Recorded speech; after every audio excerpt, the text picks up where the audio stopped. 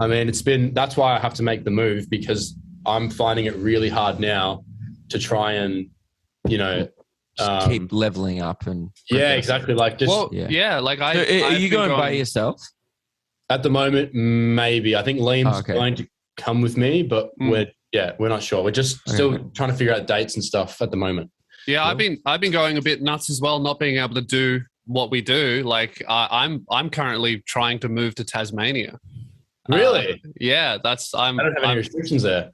Well, yeah, and I also don't think that they will get them, or if they do, you can I feel like it's the only place in the country where they can't accidentally get COVID. Like they have to fuck up to let that happen, unless someone gets in a little tinny boat and goes, I'm getting to Tassie. That might be me. I've got COVID and I'm fucking going to infect it. I mean, there's no way. They just get fucked on by the Bass Strait. Could you imagine? Yeah, I know. Or get run over by the spirit of Tasmania with me on it. Going, get on the boat like a real man. Pay the fucking real ticket. Imagine if you're just on the Spirit of Tasmania and you look down, you see fucking Neo in a dinghy, just like fucking going for it. Yeah, he's running out of fuel halfway. Forgot a paddle. He's got a fucking little Gatling fucking thing or whatever. And hooks I don't have a driver's license because I don't believe in them. They wouldn't let me on the boat. I don't have any license. I don't have any ID. Yeah, it's one of those things, dude. Melbourne's fucked it. Like, what a great time to get out. So you're going to get out soon? Yeah. Yeah. In the the end of the year, or? I mean, yeah, my current ticket is booked for this Friday. Awesome. So I might be leaving on Friday. However, I just need to check a few other things. But I'll be leaving before the end of October. Yeah, before the end of October. So within the next month or so, I'll be gone. Oh, well, it's scary leaving the country because they just made it like borderline impossible to come back. So like, what is your plan? So you get to Amsterdam and like, what are you doing? Like, especially if you're by yourself. Yeah, like I'm going to get fully vaccinated there. And then once I've done that, like I've already got jobs with Bentley over there as well. One in Amsterdam, cool. And there could be some stuff potentially in America as well, because once you're there, you can travel wherever. Yes. There's no sort of, I think to America as well, there's no quarantine as well. There's just, you can I think it is, or it will definitely just become, if you're vaccinated, you can do whatever. Yeah, exactly. So, but I probably won't be going to America straight away. I'll probably be touring Europe for a bit. Mm-hmm. I'd like to get a car over there and spend like a long time there. I'd be minimum spending 12 months there. Like I'm prepared to spend minimum 12 months. Man, after the 18 months we've had, like you got to, do it. I don't reckon you'll be allowed back here in 12 months. Probably. Like I'm okay with that though. Yeah, That's fine. Yeah. You're not missing much over here. Yeah, I mean, but there are ways to get back. I know there are. Like, we still need to get exemptions. It's a lot more hectic process, but there are ways. But it is a lot harder. Like it is. But also, would you want to like?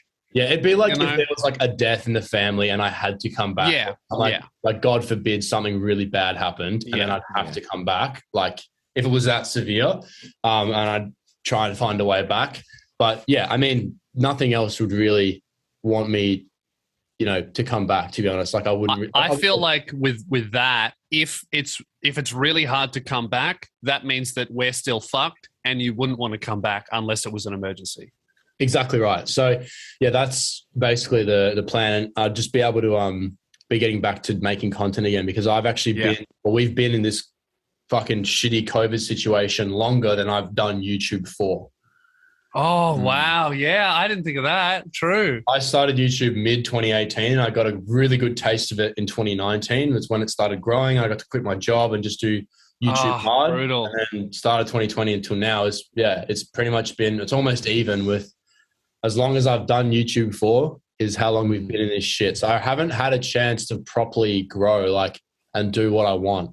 Yeah. YouTube. Like I've had cool jobs and there's been things, but to be able to travel overseas, go experience cultures, foods, meet people, go to sick locations and stuff, like that's what I want to be doing. Yes.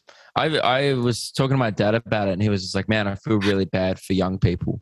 Like you guys are the best part of your life, and just the government's, I guess, letting everyone down a bit. And it's obviously it's a global problem. It's not just our government, like with the vaccine rollout or whatever, but it's more just like, it's just such a shitty situation. Like Lewis and I were supposed to be going to the UK last year. We had 2020 dates booked in the UK to do a tour. And then I was supposed to go again this year, Edinburgh. And then this year was supposed to be America. Yeah. And we had all these plans of like, and we probably would have been able to do them, like with how we're growing and stuff online. Yeah. Probably would have gone quite well, but yeah, now we have to wait probably 2 more, I imagine, to actually do shows. Well, because next year, say if everything goes well and next year opens up, Luke and I both have to tour Australia. So that's a year. And then maybe the year after UK, and then maybe the year after that, America. Like, yeah, it really puts like 2 years in the way of what you'd normally be doing. Like I was talking about this with Jazz. Think about all the kids who turned 16 last year. They can't get their driver's license at all.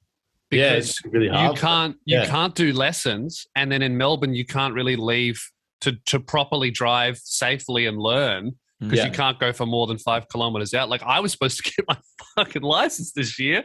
I was doing lessons and shit, and then they made it illegal. I'm like, oh great. Now I'll have to learn while I'm touring, and that's not going to happen. I was talking about this with Meg last night. Her niece and nephew are 3 and 5 years old, and we realized like, they only know pandemic. They were 3. One of them was 3 when it started. One of them was 1. They've grown up in a pandemic, and if it continues on for another year, they're like first years of their childhood are just fucked.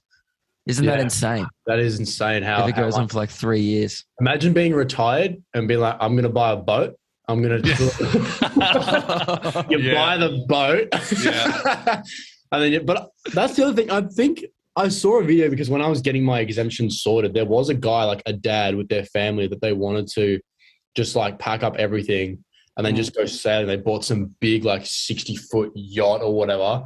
And they got their exemption approved because they were going to sail all the way up the coast of Australia to Indonesia and then do their tour. And then I found their video and it was like posted like the start of the pandemic.